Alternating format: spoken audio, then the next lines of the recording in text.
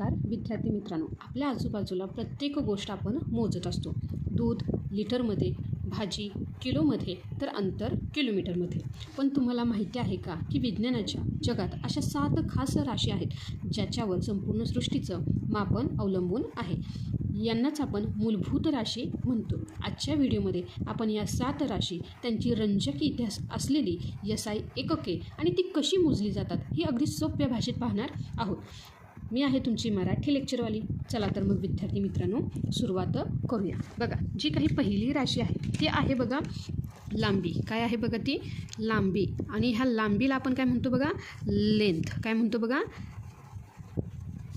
Length. आणि ती कशामध्ये ते जे काही त्याचं SI युनिट आहे म्हणजे जे काही एकक आहे ते काय आहे बघा मीटर. मीटर. आणि हे त्याचा सिम्बॉल काय आहे बघा M. तर विद्यार्थी मित्रांनो आता बघा, एक मीटर म्हणजेच काय की प्रकाशाने निर्वातात म्हणजे जे काही मोकळी जागा व्हॅक्यूम म्हणतो आपण त्याला, एका सेकंदात 1,29,97,92,458 या भागात कापलेले अंतर म्हणजेच काय आहे बघा 1 मीटर. लक्षात आलं का विद्यार्थी मित्रांनो? ही काय आहे रे लांबीची व्याख्या. काय आहे बघा की प्रकाशाने निर्वातात म्हणजेच काय विद्यार्थी, निर्वात म्हणजेच काय व्हॅक्यूम, एका सेकंदाच्या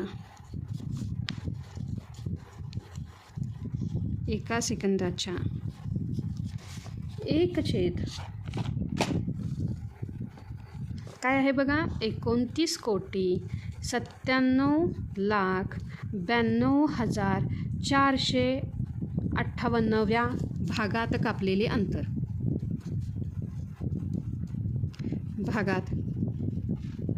कापलेले अंतर. म्हणजेच 1 मीटर. म्हणजेच काय विद्यार्थी मित्रांनो 1 मीटर. लक्षात आलं का? आता बघा, हे जे काही अंतर आहे म्हणजे लांबी मोजण्यासाठी आपण स्केल म्हणजेच जी काही पट्टी किंवा टेप वापरतो. पण इंजिनियर्स जे लोक आहेत ते इंजिनियर्स अचूकतेसाठी काय करतात रे व्हर्नियर कॅलिपर वापरतात. काय वापरतात बघा ते जे काही आपण काय वापरतो, आपण वापरतो स्केल म्हणजेच काय पट्टी किंवा काय वापरतो टेप. पण जे काही इंजिनियर्स आहेत ते काय वापरतात रे व्हर्नियर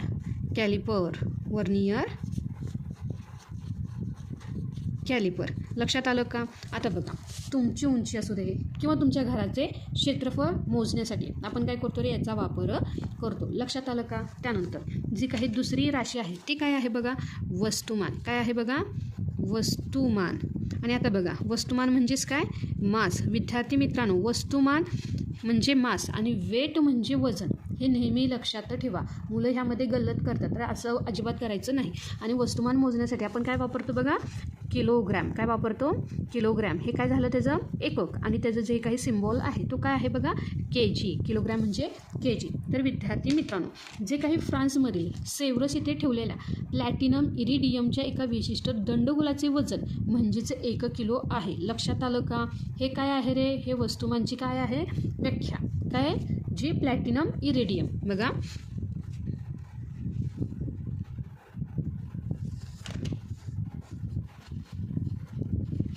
प्लॅटिनम इरिडियम एका विशिष्ट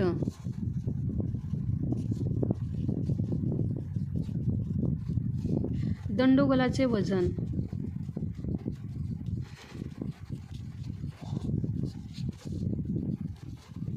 म्हणजेच 1 किलो. म्हणजेच काय विद्यार्थी मित्रांनो 1 किलो. आता हे प्लँक कॉन्स्टंटवर आधारित अचूक केलेले आहे. लक्षात आलं का? आता कशावर केले बघा प्लँक कॉन्स्टंट. लक्षात आलं का? त्यानंतर आता हे जे काही वस्तुमान आहे ह्यासाठी आपण भौतिक तराजू किंवा डिजिटल बॅलन्स वापरू शकतो. आता बघा, वस्तुमान हे सगळीकडे स्थिर असते. हे व्हेरी IMP. काय सांगितलं मी की इथे बघा वस्तुमान हे सगळीकडे स्थिर असते, पण वजन म्हणजे वेट हे गुरुत्वाकर्षणानुसार बदलू शकते. IMP नोट आहे. काय वस्तुमानामध्ये हा मुद्दा नेहमी लक्षात ठेवायचा. काय आहे बघा वस्तुमान हे सगळीकडे स्थिर असते, स्थिर असते. पण वजन, वजन म्हणजेच काय विद्यार्थी मित्रांनो? वेट. पण हे जे काही वेट हे गुरुत्वाकर्षणानुसार बदलू शकते.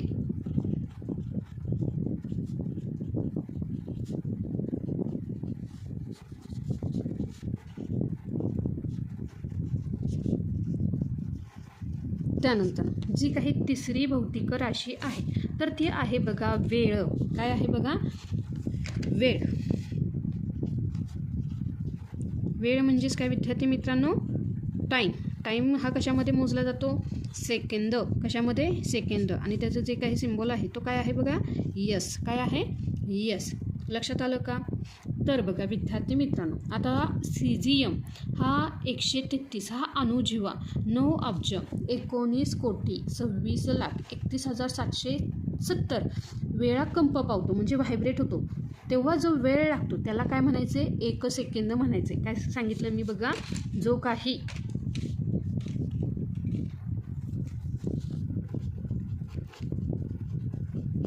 सीझियम 133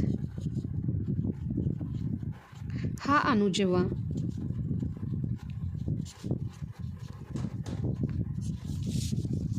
9 अब्ज 19 कोटी 26 लाख 31,770 वेळा काय होतो रे?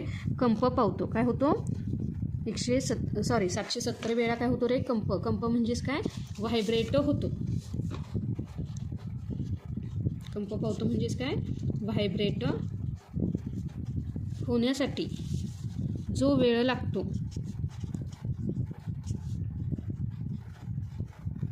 त्याला आपण काय म्हणायचे बघा? त्याला 1 सेकंद म्हणायचं. काय म्हणायचं त्याला? 1 सेकंद.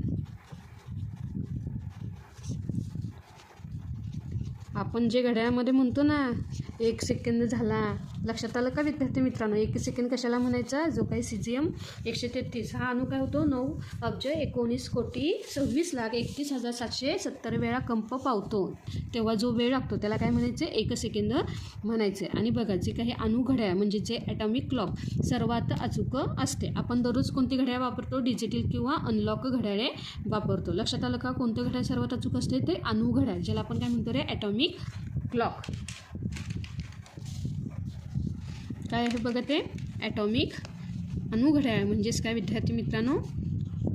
Atomic clock.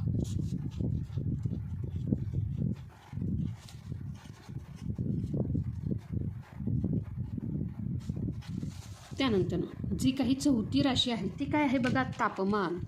जी काही चौथी राशी ज्याला आपण काय म्हणतो? टेम्परेचर. तापमानाला काय म्हणतो बघा आपण विद्यार्थी मित्रांनो? टेम्परेचर. आणि हे टेम्परेचरसाठी आपण काय करतो रे? केल्विन हे त्याचं काय आहे?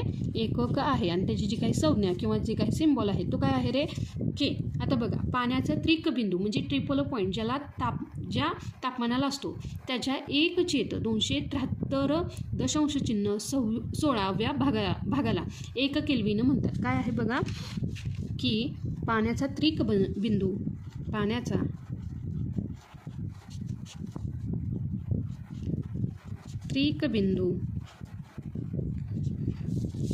म्हणजेच काय? Triple point.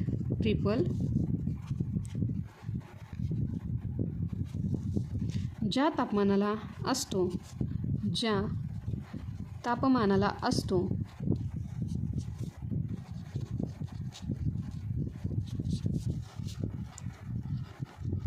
त्याच्या 1/273.16व्या भागाला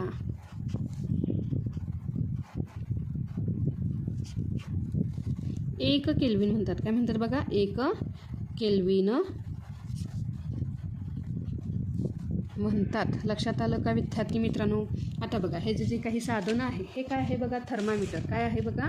थर्मामीटर म्हणजेच काय आपण म्हणतो? तापमापी. थर्मामीटर म्हणजेच काय विद्यार्थी मित्रांनो? तापमापी.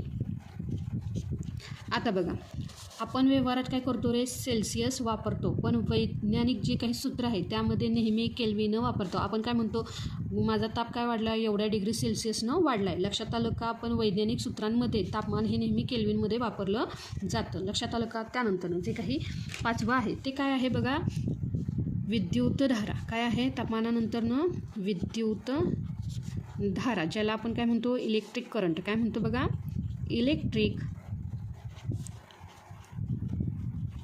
करंट. आणि त्याचं जे काही एकक आहे ते काय आहे बघा, ॲम्पियर. काय आहे, ॲम्पियर. आणि त्याची जी काही संज्ञा किंवा चिन्ह किंवा सिम्बॉल काय आहे, कॅपिटल ए. तर विद्यार्थी मित्रांनो, आता हे जे काही विद्युतधारा म्हणजेच जर 2 समांतर तारामधून विशिष्ट प्रवाह वाहत असेल आणि त्यांच्यात ठराविक चुंबकीय बल निर्माण होत असेल तर तो प्रवाह म्हणजे काय असतो, 1 ॲम्पियर. लक्षात आलं का? आणि सर्किटमधील करंट मोजण्यासाठी ॲमीटर वापरतात. लक्षात आलं का? विद्युतधारा म्हणजेच काय की जर 2 समांतर तारांमधून, जर 2 समांतर तारांमधून विशिष्ट प्रवाह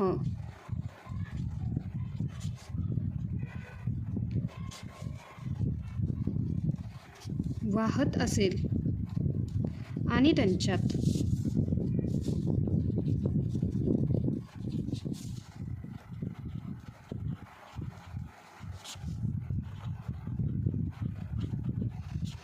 ठराविक चुंबकीय बल निर्माण होत असेल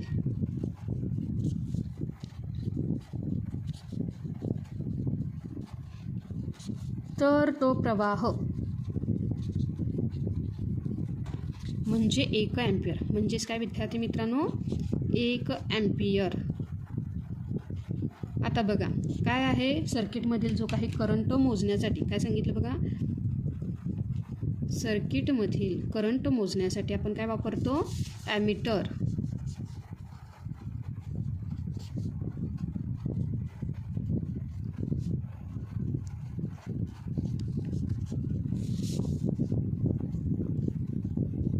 ॲमीटर म्हणजेच काय बघा, इथं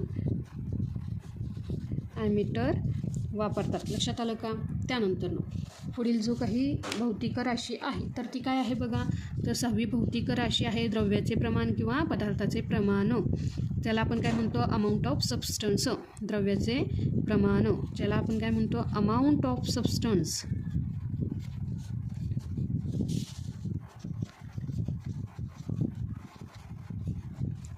आणि त्याचं एकक काय आहे बघा, मोल. आणि त्याची संज्ञा काय आहे, MOL. लक्षात आलं का? आता बघा एखाद्या पदार्थामध्ये लगेच व्याख्या घेऊन घेऊया. काय आहे बघा, एखाद्या पदार्थामध्ये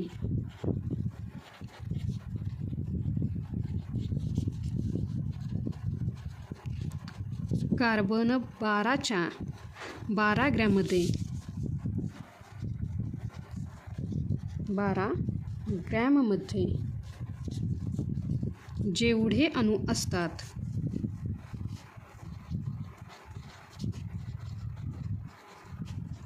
तेवढेच कण असणे,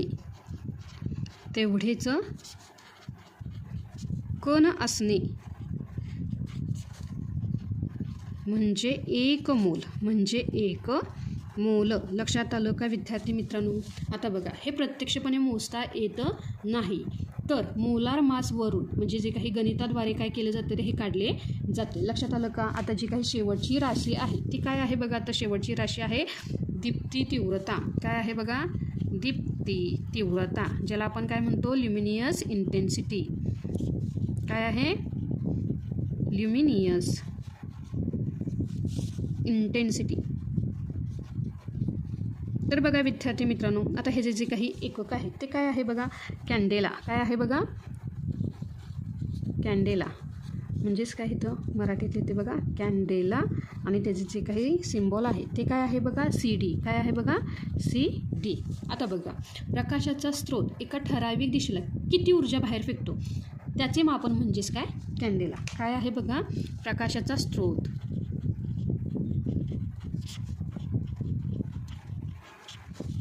एका ठराविक दिशेला, एका ठराविक दिशेला किती ऊर्जा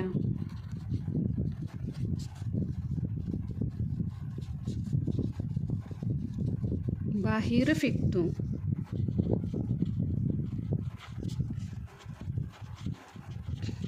त्याचे मापन म्हणजे कॅन्डेला. तर बघा विद्यार्थी मित्रांनो, जे काही फोटोमीटर हे आपण स्टुडिओमधील लाईटची प्रखरता पाहण्यासाठी वापरतो. लक्षात आलं का? काय आहे बघा, फोटोमीटर. तर विद्यार्थी मित्रांनो, ह्या होत्या 7 मूलभूत राशी, ज्याच्याशिवाय हे विज्ञान अपूर्ण आहे. पुढच्या भागात आपण यापासून तयार होणाऱ्या साधित राशी म्हणजे डिराइव्ड क्वांटिटीजबद्दल माहिती घेऊया. आजचा व्हिडिओ आवडला असेल तर लाईक करा आणि तुमच्या वर्गातील मित्रमैत्रिणींसोबत शेअर करायला विसरू नका.